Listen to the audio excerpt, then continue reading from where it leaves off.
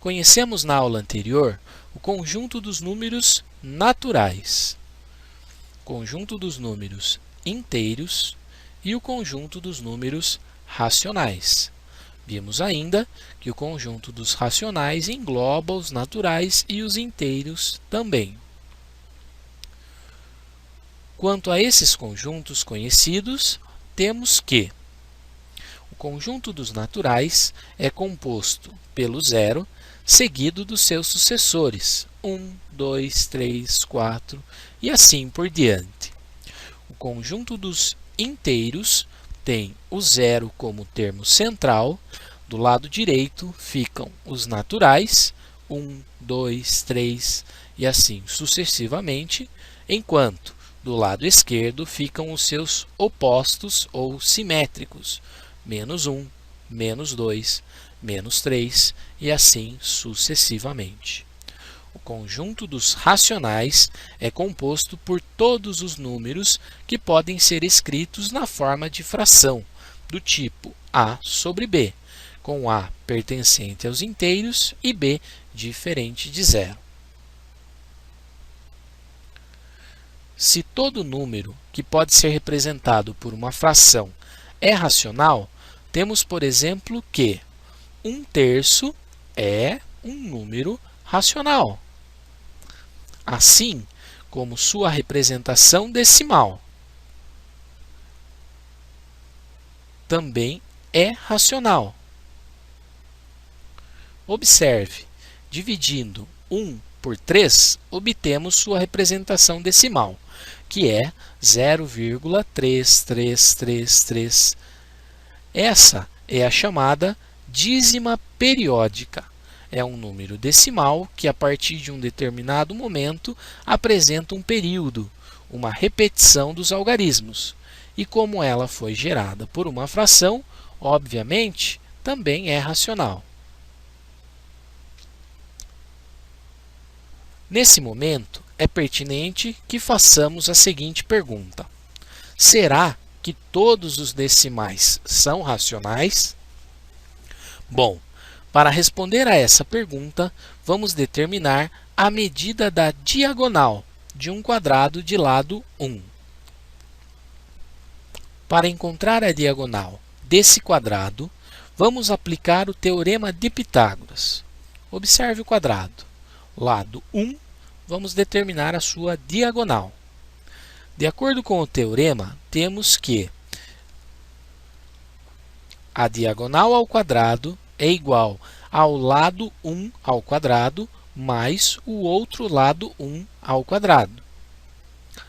Resolvendo essa equação, chegamos à diagonal igual à raiz quadrada de 2.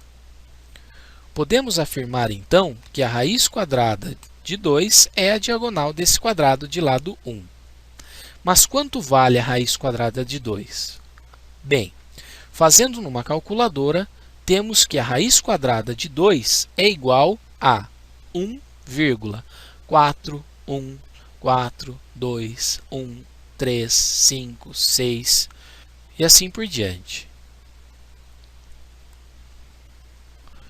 Podemos perceber, então, que a raiz quadrada de 2, em sua forma decimal, não apresenta um período, ou seja, não é uma dízima periódica e, consequentemente, não pode ser escrita como uma fração. Portanto, a raiz quadrada de 2 não é racional. Mas então, que tipo de número é a raiz quadrada de 2?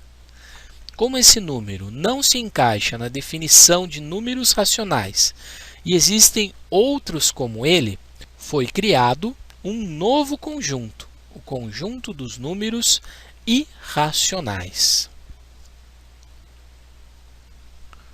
Outros exemplos de números irracionais são a raiz quadrada de 3, a raiz quadrada de 5, o famoso número de ouro, também conhecido como número áureo, encontrado em diversos elementos da natureza, e também o famoso número π.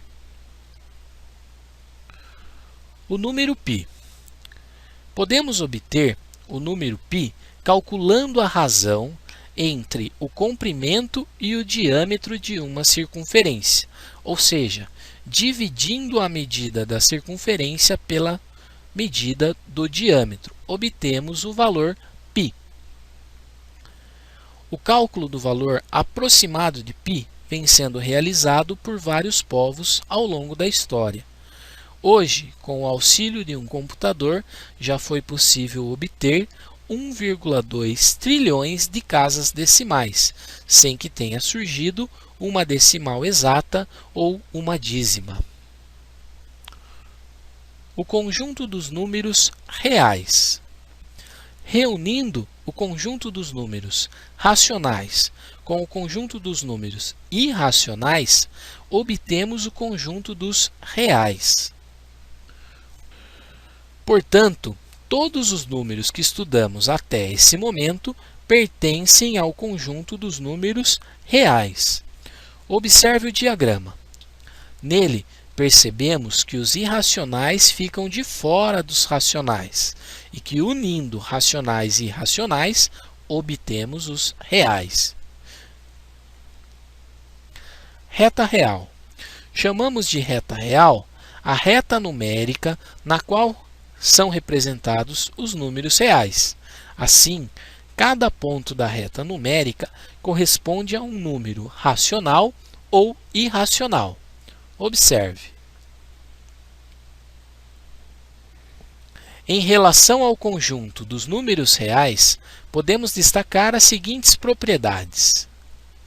Ao adicionarmos, subtrairmos ou multiplicarmos dois números reais, o resultado também é um número real.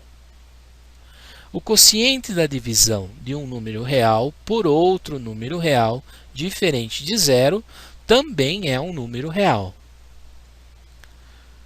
A raiz quadrada de um número real positivo é um número real.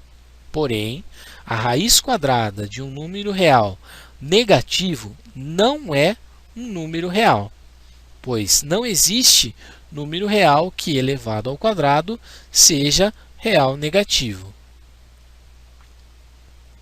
Agora, dois pequenos exercícios. Exercício 1.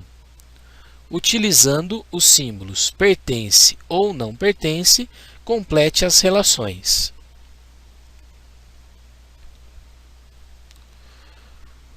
Temos no item A que π não pertence aos racionais.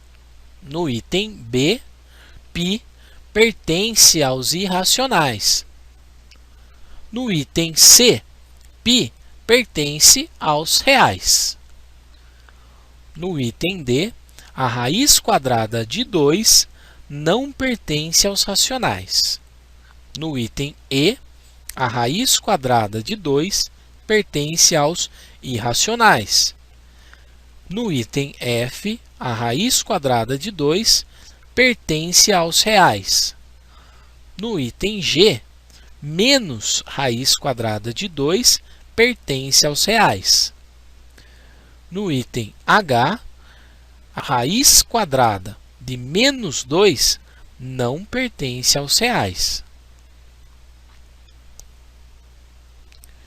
Exercício 2.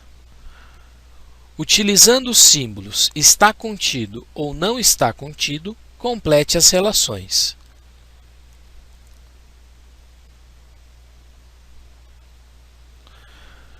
Temos no item A que os racionais não estão contidos nos irracionais. No item B, os irracionais não estão contidos nos racionais. No item C, os racionais estão contidos nos reais. E no item D, os irracionais estão contidos nos reais. Bem, fechamos aqui os conjuntos numéricos.